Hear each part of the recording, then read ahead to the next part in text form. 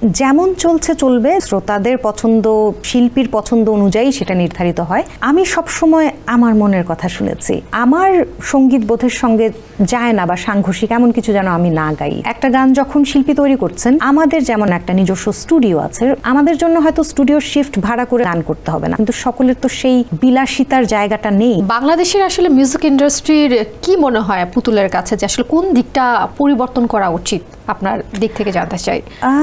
যেমন চলছে চলবে, যেমন চলছে চলুক, সেটা শ্রোতাদের পছন্দ বা শিল্পীর পছন্দ অনুযায়ী সেটা নির্ধারিত হয়। আমি সবসময় আমার মনের কথা শুনেছি। সঙ্গীতাঙ্গন যে পথে চলছে চলুক, সকলে যেমনটা করছে করুক, প্রত্যেকের ব্যক্তি স্বাধীনতার জায়গা এটা।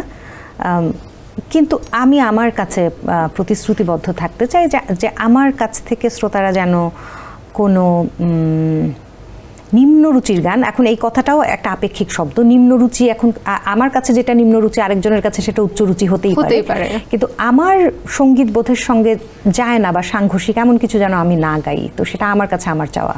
বাহ, চমৎকার। তো বর্তমান সময়ে মিউজিক ইন্ডাস্ট্রিতে সবচাইতে বড় চ্যালেঞ্জগুলো কি, মানে আসলে কেমন আপনার কি মনে হচ্ছে? এখন যেহেতু সকলে আমরা ব্যক্তি পর্যায়ে গানগুলো প্রকাশ করি বেশিরভাগ ক্ষেত্রে, প্রতিষ্ঠান তো সেই অর্থে নেই আমাদের এখানে এখন আর। সবচেয়ে বড় চ্যালেঞ্জ কি জানেন? অর্থায়ন। কারণ একটা গান যখন শিল্পী তৈরি করছেন, সেটা তো শুধু তৈরি করলে হবে না, অডিওর পরে সেখানে ভিডিও করবার প্রশ্ন আসছে, ভিডিওর পরে সেটাকে যথাযথভাবে মার্কেটিং করার ব্যাপার আসছে, ইউটিউবে একটা বুস্ট করার ব্যাপার আসছে। তো সবটা মিলিয়ে না অর্থায়নটা একটা বড় জায়গায় বড় চ্যালেঞ্জ হয়ে যায় সবার জন্য।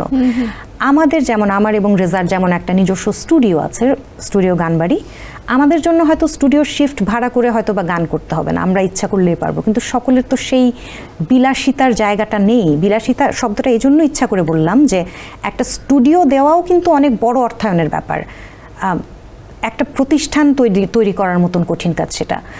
সেই জায়গাটি, সেই সুযোগটি সবার থাকে না।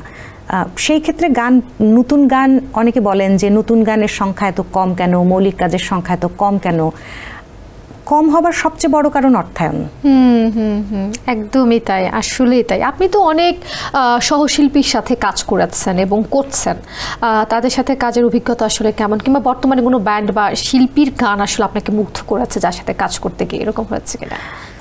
ব্রহ্মপুত্র বাংলাদেশ বলে একটা ব্যান্ড আছে এখন, সাকি ব্যানার্জি, যার কথা একটু আগে বললাম। সাকি ব্যানার্জি কলকাতার ক্যাকটাস ব্যান্ডের সাবেক সদস্য, এবং তিনি এখন বাংলাদেশে ব্রহ্মপুত্র বাংলাদেশ বলে একটা ব্যান্ড করছেন, যেটার সদস্য রেজাও, মানে রেজা সেখানে গিটারিস্ট হিসেবে আছে। এজন্য ওই ব্যান্ডটার কাজ আমার খুব কাছ থেকে দেখা হয়, যখন তারা স্টুডিওতে রেকর্ডিংগুলো করে আমার দেখা হয়। এই একটা ব্যান্ড চমৎকার কাজ করছে, মানে তাদের গানের দর্শন, তাদের গানের কম্পোজিশন অসম্ভব ভালো। এবং এই রেজাদের কাজ দেখে আমার প্রথম ইচ্ছা হয়েছে যে আমি সাকি ব্যানার্জির কথা সুরে কাজ করতে চাই। তো সেভাবে আমার সঙ্গে বলপ্রেমিক যে গানটা গাইলাম, সেভাবে কাজ হয়েছে, এবং এই গানটা এত বেশি পছন্দ করেছেন শ্রোতারা, আমরা পরে পরিকল্পনা করেছি যে আমাদের এই তিনের সমন্বয়ে, সাকি, রেজা এবং পুতুল, আমরা একটা পূর্ণাঙ্গ অ্যালবাম করব 8টা গানের। তো সাম্প্রতিক সময়ে যদি কারোর গান খুব ভালো লেগে থাকে তাহলে ব্রহ্মপুত্র বাংলাদেশ। চমৎকার। সেন্সেশন ক্লাসিক স্ট্রবেরি ও কফি ভ্যারিয়েন্টে